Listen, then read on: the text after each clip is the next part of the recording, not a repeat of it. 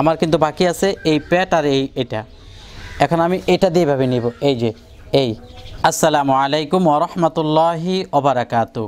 প্রিয় দর্শক, আমরা বিভিন্ন সময়ে অসুস্থতার কারণে ওযু করি না, এই ভয়ে যে আমাদের অসুস্থতা বেড়ে যাবে, যার ফলে আমরা নামাজও পড়ি না।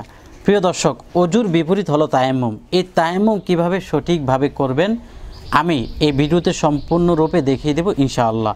দর্শক, শুরুতে আমরা জানবো যে কখন কখন তায়াম্মুম করতে হয় এবং কি কি বস্তু দিয়ে আপনি তায়াম্মুম করবেন, এই দুইটি বিষয়। তৃতীয় বিষয় হলো তায়াম্মুমের ফরজ কয়টি, ওযুর ফরজ এর মতো তায়াম্মুমের ফরজ নয়। 4 নম্বর, তায়াম্মুমের মেয়াদ কতক্ষণ পর্যন্ত থাকে। এই 4টি বিষয় আমি কথা বলবো ইনশাআল্লাহ। শুরুতে আসুন কখন তায়াম্মুম করতে হয়। প্রথম, পানি ব্যবহারে রোগ বেড়ে গেলে। আপনি এমন অবস্থা হয়েছে যে পানি ব্যবহার করলে রোগ বেড়ে যাবে, সমস্যায় পড়ে যাবেন, তাহলে আপনি তায়াম্মুম করবেন। কিন্তু পানি ব্যবহার করলে একটু তো কষ্ট হবেই, স্বাভাবিক জ্বর, স্বাভাবিক অসুস্থতায় আপনি পানি ব্যবহার করবেন। কিন্তু যদি এমন হয় পানি ব্যবহার করলে রোগ বেড়ে যাবে বা ডাক্তারের নিষিদ্ধ, তাহলে আপনি তায়াম্মুমের নিকটবর্তী হবেন। আরেকটি হলো আপনি সম্পূর্ণ সুস্থ কিন্তু আপনার কাছে কোনো পানি নেই। কাছে বলতে কতটুকু, 1 মাইল, প্রায় 1.5 কিলোমিটারের মতো। 1.5 কিলোমিটার বা 1 মাইল দূরের চেয়ে বেশি দূর যদি হয় পানির নিকটবর্তী হওয়া, তাহলে আপনি তায়াম্মুম করে ওযু করবেন। তবে একটি কথা আছে, যদি আপনি পানি পর্যন্ত পৌঁছতে যদি আপনার নামাজের সময় থাকে, তাহলে আপনি পানি দিয়ে ওযু করে নামাজ পড়বেন। আর পানির কাছে যেতে যেতে যদি আপনার নামাজের সময়টুকুন চলে যায়, তাহলে আপনি তায়াম্মুম করে নামাজ পড়বেন। 3, পানি আছে কিন্তু তা উপযুক্ত নয়। কেমন উপযুক্ত নয়?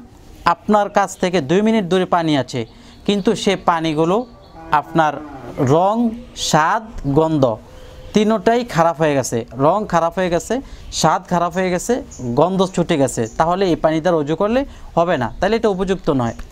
পানি আছে, পানির কাছে যেতে আপনার শত্রুর ভয় আছে, শত্রু মেরে ফেলবে, তাহলে এই পানি দ্বারা আপনি ওযু করতে পারবেন না, নামাজও পড়তে পারবেন না, আপনি তায়াম্মুম করবেন। পানি আছে কিন্তু পানিতে বিষাক্ত সাপ আছে, কুমির আছে, এই ভয়ে আপনি ওযু করতে পারবেন না, তাহলে আপনি তায়াম্মুম করবেন। এ হলো 3টি। প্রিয় দর্শক, এখন আসুন যে কি দিয়ে আমরা তায়াম্মুম করব। আমার সামনে আপনারা মাটি দেখতেছেন। প্রিয় দর্শক, সবচেয়ে উত্তম হলো মাটি। এইরকম মাটি, পবিত্র মাটি হতে হবে, সেটা প্রস্রাব পায়খানা লেগে থাকা কোনো মাটি হইলে হবে না। আপনার জানা সত্ত্বে যে জায়গায় পবিত্র মাটি আছে, যে কোনো জায়গা থেকে আমি মাটিগুলো আনছি, তবে আমি চিন্তা করেছি এই জায়গায় কেউ প্রস্রাব পায়খানা করে কিনা বা করার মতো কিনা। যদি না হয় তাহলে যে কোনো জায়গা থেকে আপনি মাটি আনবেন। দর্শক, মাটি হলো প্রথমত। মাটি যদি আপনি না পান, তাহলে ইটের তৈরি দেওয়াল, টাইসের নয়, কারণ টাইসে তো ধুলাবালু লেগে থাকে না, আর ইটের তৈরি দেওয়ালে কিন্তু ধুলাবালু লেগে থাকে। এখন যদি ইটের তৈরি দেওয়ালও আপনি না পান, মনে করেন টাইসের সব আপনার চারদিকে টাইস, তাহলে আপনি কি করবেন? তাহলে ধুলাবালি ফ্লোর, যে ফ্লোরে ধুলাবালি আছে, আমি সেটা তায়াম্মুম শেষে দেখাবো। তারপর 4 নম্বর হলো পাকা ইট। আপনার চারদিকে আপনার টাইস করা একটা ইট আপনি কিনে আনতে পারেন বাজার থেকে, অথবা কারো থেকে সংগ্রহ করতে পারেন পাকা একটা ইট, যে এটি একটু ধুলাবালু থাকে। এই সমস্ত বিষয়গুলো দিয়ে আপনি তায়াম্মুম করবেন। দর্শক, তায়াম্মুমের ফরজগুলো বলি, তায়াম্মুম আমি সরাসরি প্র্যাকটিক্যালভাবে করব। তায়াম্মুমের ফরজ হলো 3টি। প্রথমত হলো নিয়ত করা। নিয়ত করতেই হবে আপনি কেন তায়াম্মুম করবেন।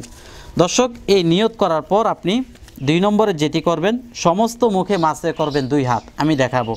3 নম্বর হলো 2 হাতের সমস্ত মুখ মাসে করা 2 নম্বর। 3 নম্বর হলো 2 হাতের কনি সহ মাসে করা।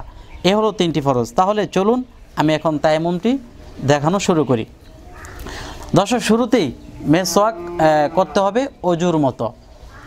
অজুর শুরুতে আমরা যেভাবে মেসওয়াক করি, এভাবে আমরা মেসওয়াক করব। এখন কথা হলো, যদি মেসওয়াক না থাকে কোনো সমস্যা নেই। অসুস্থ থাকলে দেখা গেছে আপনি কুলি তো করতে পারবেন, তাহলে আপনি কুলি করবেন। তো যদি আপনি মেসওয়াকের মাথা ধুইতে পারেন ধুইবেন, না ধুইতে পারলে সমস্যা নেই, আপনি মেসওয়াক করবেন। বিসমিল্লাহি আল্লাহুম্মা বারিক লানা ফি বলে ডানেভাবে যতক্ষণ পারেন করবেন। করার পর মেসওয়াকটি অন্য কাউকে দিয়ে ধৌত করতে বলবেন, নতুবা নিজে যদি পারেন আপনি ধৌত করে নেবেন। যাই হোক, মেসওয়াক করা শেষ হলে রেখে দিবেন। এখন জামার হাতা আপনার বটে নিতে হবে। এইভাবে খেয়াল রাখতে হবে, আংটি কিন্তু অজুর সময় থাকলে সমস্যা নেই, কিন্তু মাছের সময় আংটি খুলে নিতে হবে। কেননা এই আংটির উপরে মাছে করা তো যাবে না, এই জন্য আংটি খুলে নিতে হবে। আমি আংটিটা খুলে নিলাম। তারপর যদি ঘড়ি থাকে তাও খুলে নিতে হবে, কারণ ঘড়ির উপর দিয়েও মাছে করা ঠিক নয়। দর্শক, এগুলো খোলার পর এখন বিসমিল্লাহ বলে নিব। অজুতে যেমন বিসমিল্লাহ বলা সুন্নাত, তায়াম্মুমের শুরুতেও এইভাবে বিসমিল্লাহ বলে নেওয়া সুন্নাত। তাই আমি বিসমিল্লাহির রহমানির রহিম পাঠ করে নিলাম। আর নিয়ত তো মনে আছে, সেটা হলো ফরজ। দ্বিতীয় ফরজ হলো সমস্ত মুখমণ্ডল মাসে করা। কতটুকু? সমস্ত, চুলের গোড়া হইতে থুতনির নিচ, এক কানের লতি তো অপর কানের লতি পর্যন্ত। এখন আমি কিভাবে মাটিতে হাত দিব, এটা হলো নিয়ম। মাটিটা এরকম আছে অথবা এরকম আছে, যেরকমই থাকুক, ধরে নিলাম এরকম আছে, এই মাটিতে আমি 2 হাত এভাবে মারব।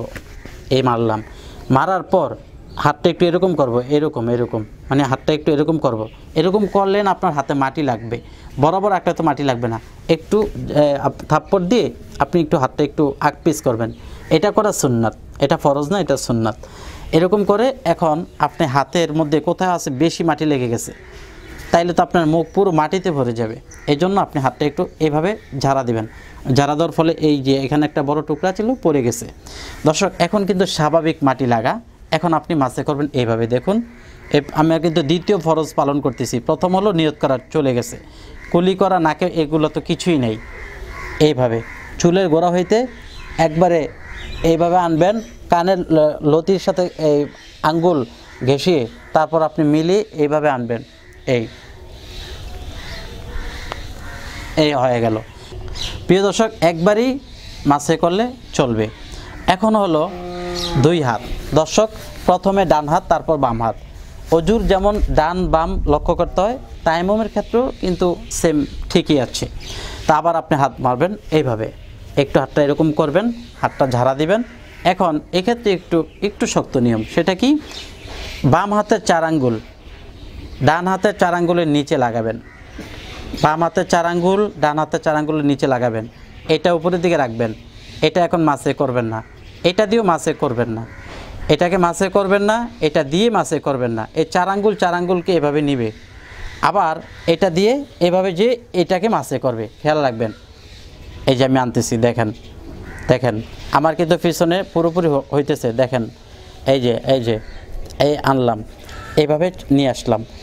আনার পর এখন আমি কি করব? আমার কিন্তু বাকি আছে এই পেট আর এটা। এখন আমি এটা দিয়ে এভাবে নিব। এই যে আমার কিন্তু উপরে এটা বাকি আছে, ওইটা কিন্তু হয়ে গেছে, এটা হয়ে গেছে। এখন এইভাবে নিব। দেখুন ওইটা কিন্তু হয়ে গেছে ওই সাইড। এখন এভাবে নিতে আমার কিন্তু এটা বাকি, এইটার উপর দিয়ে এটা দিয়ে মাসে করতেছি, কিন্তু এটা দিয়ে আমি ওই সময় মাসে করি নাই। নিতেছি, এই হলো আপনার ডান হাত শেষ। এখন আবার বাম হাতে কিন্তু আপনি এগুলো ব্যবহার করেন নাই। দেখুন, লাগাইলাম বাম হাতে পূর্বের মতো, আনলাম। আমি এটা লাগাবো না, আনলাম আনতে আমি এইভাবে নিয়ে আসলাম কনির উপর পর্যন্ত। আবার এইভাবে দিতে আমি এই প্যাট, এখন হলো হাতের প্যাট, ওই সময় পিট করেছি, এখন প্যাট নিতে এই হাতের উপর দিয়ে নিয়ে যাব। শেষ 2 নম্বর ফরজ। সরি, 2টি না, 3টি ফরজ আমাদের শেষ হলো। নিয়ত করা, মুখমণ্ডল মাসে করা, হাত কনি পর্যন্ত মাসে করা। 3টি ফরজ শেষ হলেই আমাদের তায়াম্মুম করা শেষ। তো তায়াম্মুমের কিছু সুন্নত আছে, আমি তো বললামই। এর মধ্যে আপনার দাড়ি, এটা রয়ে গেল, এটাও কিন্তু একটা সুন্নত। করলে করতে পারেন, না করলে তায়াম্মুম হয়ে যাবে। সুন্নত পালন করলে এটা ভালো। হাতের আঙ্গুলগুলো খিলাল করা, এটাও সুন্নত, তায়াম্মুমের সুন্নত। অজু যেমন সুন্নত, তায়াম্মুমেরও তেমন সুন্নত। দর্শক, অজু শেষ হয়ে গেল। এখন আমি আপনাদেরকে বলবো যে তায়াম্মুমের মেয়াদ কতক্ষণ পর্যন্ত থাকবে। আপনি যে তায়াম্মুমটা করলেন, নামাজ তো পড়লেন, এটা ভাঙবে কখন? অজু ভঙ্গের কারণ হওয়া পর্যন্ত। 7টি কারণে অজু ভঙ্গ হয়। পায়খানা বা প্রস্রাবের রাস্তা দিয়ে কোনো কিছু বের হওয়া, চিত বেহলান দিয়ে ঘুম যাওয়া, মুখ ভরিয়া বমি করা, তারপর রক্ত বেয়ে পড়া, এইরকম যা আছে 7টি কারণ। যদি অজু ভাঙ্গার কারণ যা আছে তা করলে আপনার কি তায়াম্মুম ভেঙে যাবে। গোসল ফরজে এমন কাজ করেছেন, তাহলেও তায়াম্মুম ভেঙে যাবে। তারপর পানি পেয়ে গেছেন, তায়াম্মুম শেষ।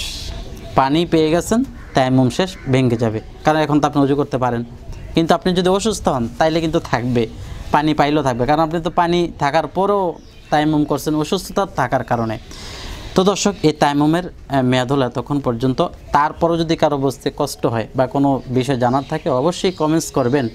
আর যদি ভালো লাগে তাহলে এই কমেন্টস করবেন যে হুজুর, তায়াম্মুমটি সুন্দর হয়েছে, তবে এই জিনিসটা বাকি পড়েছে। ভুল থাকলে বলবেন, ভুল মানুষেরই হয়, সংশোধন করবেন, আমি আরও ভালো হব ইনশাআল্লাহ। দর্শক, আপনারা যারা আমার সাথে নতুন যুক্ত হয়েছেন আমার চ্যানেলে, আশা করি সাবস্ক্রাইব করে নেবেন। পরবর্তীতে সবগুলো ভিডিও পাওয়ার জন্য চ্যানেলটি সাবস্ক্রাইব করে আমার পাশে থাকবেন। আসসালামু আলাইকুম ওয়া রাহমাতুল্লাহ।